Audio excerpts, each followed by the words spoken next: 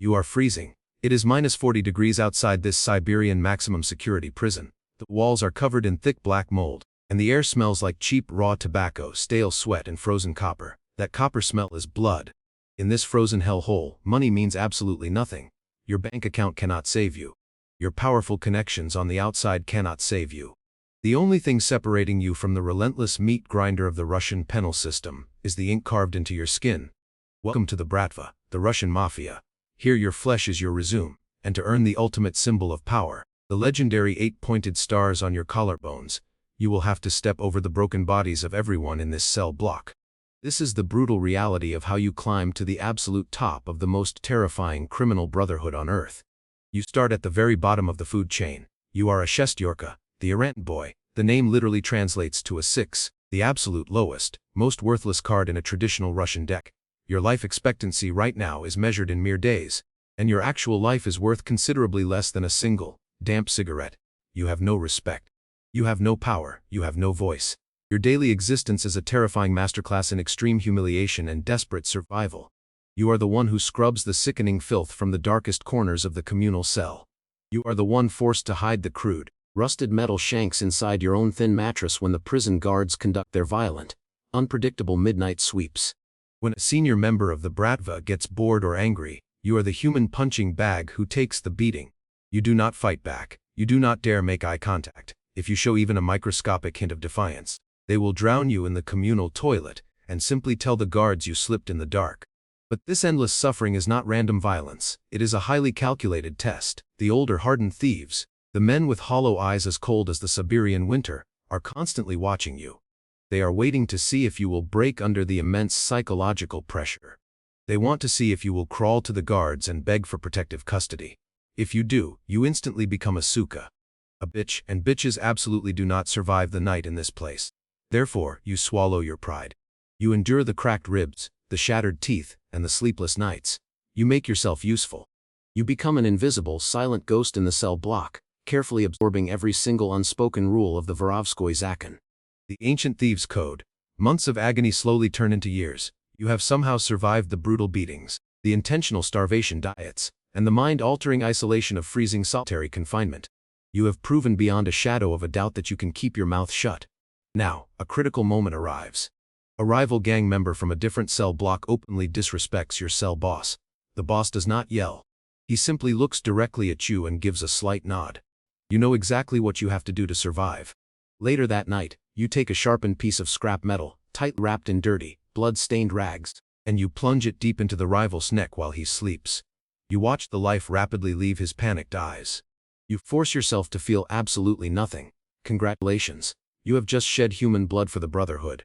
You are no longer a worthless 6, you are now a Patson, a proper kid.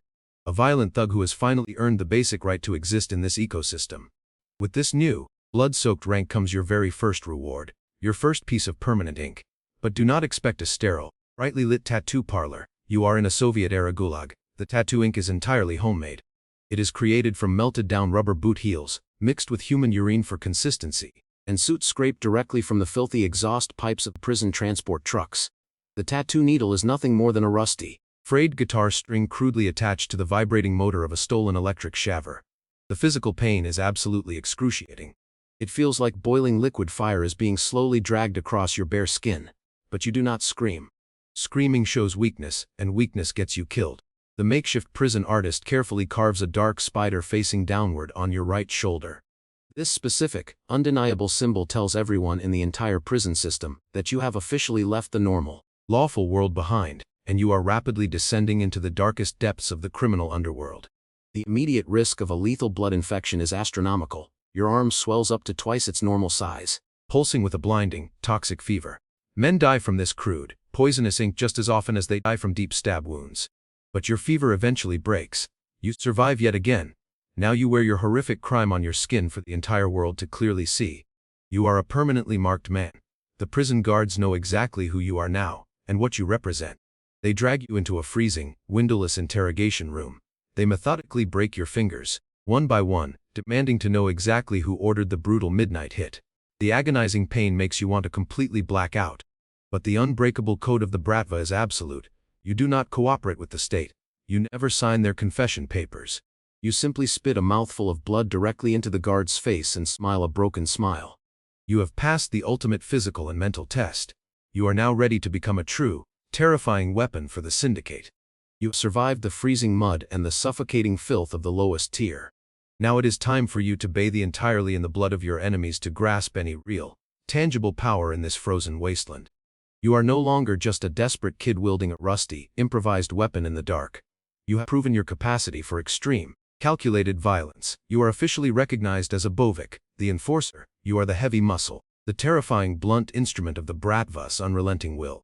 When a degenerate gambler on the outside fails to pay his massive debts to the syndicate, the bosses do not send a polite collection letter. They send a coded message to your cell block. Your job is to orchestrate the brutal punishment. You order your own Shestyorkas to arrange a violent accident in the prison yard for the debtor's incarcerated brother. You watch with cold, detached eyes as they systematically shatter his kneecaps with heavy iron pipes stolen from the boiler room. You are the architect of suffering. Because of your undeniable loyalty and your terrifying efficiency, you are rewarded with more permanent ink on your rapidly expanding flesh resume. A highly skilled prison artist, using that same agonizing, infection-ridden concoction of melted rubber and urine, carves a menacing skull directly onto your chest. More importantly, he meticulously tattoos a sharp dagger piercing straight through your neck. This specific, horrific imagery is not just meant to look intimidating. It is a very clear, permanent advertisement to the entire criminal underworld. The dagger through the neck explicitly means that you have already murdered for the syndicate, and more importantly, that you are absolutely willing to be hired to kill again at a moment's notice. You are a professional predator roaming the concrete halls of the gulag. But raw violence alone will only get you so far in the highly structured hierarchy of the Russian Mafia. To truly ascend, you must demonstrate cold, calculating intelligence. You must show that you can earn money and manage people. After several more grueling years of orchestrating complex extortion rackets and deadly prison riots, you finally elevate yourself above the mindless thugs. You are crowned an authority, the authority, the respected crew boss. You no longer get your own hands dirty unless it is absolutely necessary to make a terrifying public point. You now command an entire brigade of vicious Boviks who would gladly die for you or kill for you on a single command. Your dark influence finally reaches far beyond the towering razor wire fences of the Siberian prison. Through smuggled cell phones and corrupt, heavily bribed prison guards, you control massive, highly lucrative operations on the freezing streets of Moscow and Petersburg. You provide what the Bratva calls krisha, the roof, brutal mandatory protection for legitimate businesses and illegal drug rings alike. Anyone who refuses to pay for your roof finds their business burned to ashes, and their family members mysteriously vanishing in the middle of the night. With this immense new power comes the most iconic and highly respected piece of the Russian flesh resume. You bear your scarred back to the needle once again to receive the towering cathedral. This is not a symbol of religious devotion. In the twisted, upside-down world of the Vorovskoy Zakon, the church represents the criminal brotherhood itself. Every single towering dome, every intricate cross placed on top of that sprawling cathedral represents a full, grueling sentence you have successfully served in the harshest penal colonies the government has to offer. You wear your years of horrific incarceration proudly on your back like a general wearing gold medals on a pristine military uniform. But this immense respect comes with an incredibly devastating personal cost. The ancient code of the thieves is absolute, and it demands complete, unconditional sacrifice. To maintain your exalted rank as an avtoritet, you must completely abandon your previous life. You are strictly forbidden from ever getting legally married. You are absolutely prohibited from ever holding a legitimate job or paying taxes to the state. The Bratva is your only mother, your only father, and your only family. You belong entirely to the shadows. There are absolutely no exceptions to this draconian rule. Suddenly, a dangerous conflict erupts in your heavily guarded cell block. A fresh, terrified prisoner arrives from a soft, low-security holding facility in the city. He strips down for the mandatory delosing shower, and everyone freezes. On his pale, unscared back is a massive, beautifully detailed cathedral with 5 towering domes. But the hardened thieves in your crew know this man's history. He is a nobody. A low-level street hustler who has never served a single day of hard time before this week. He paid a professional tattoo artist on the outside to ink that cathedral onto his back, because he thought it would make him look tough and untouchable in the gulag. This is the ultimate unforgivable sin. Stolen valor in the Bratva is an immediate death sentence. As the avtoritet, the heavy burden of upholding the sacred law falls entirely on your shoulders. You cannot simply kill him quickly. The punishment must match the severity of the insult to the brotherhood. You order your loyal enforcers to drag the screaming, pleading man into the damp, echoing showers. You do not use a laser to remove his fake, unearned tattoo. You instruct your men to use a jagged, filthy piece of broken mirror glass. You stand perfectly still, smoking a strong cigarette, watching with dead, emotionless eyes as they literally flay the skin from his back, slowly peeling away the fake cathedral in long, bloody strips to serve as a horrific, unforgettable warning to the entire prison population. You are enforcing the sacred law. You are moving closer to the absolute top. The air at the absolute summit of the Russian underworld is incredibly thin, and it is suffocatingly cold. Every single brother you once shared cheap vodka and prison bread with is now a potential, highly motivated assassin waiting in the shadows. You have orchestrated countless murders, extorted millions of dollars, and shed an ocean of blood to finally reach the terrifying pinnacle of the Bratva.